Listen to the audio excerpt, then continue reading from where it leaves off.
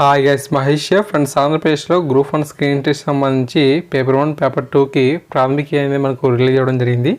Okay, so ఇది మనకు PDF రూపంలో అందుబాటులోకి అయితే అఫీషియల్ సైట్లో తీసుకువచ్చారు. మీకు వీడియో డిస్క్రిప్షన్లో యొక్క లింక్స్ అనేది ఇచ్చేస్తాను, మీరు ఈజీగా డౌన్లోడ్ చేసుకుని వీటిని చూడవచ్చు అనమాట.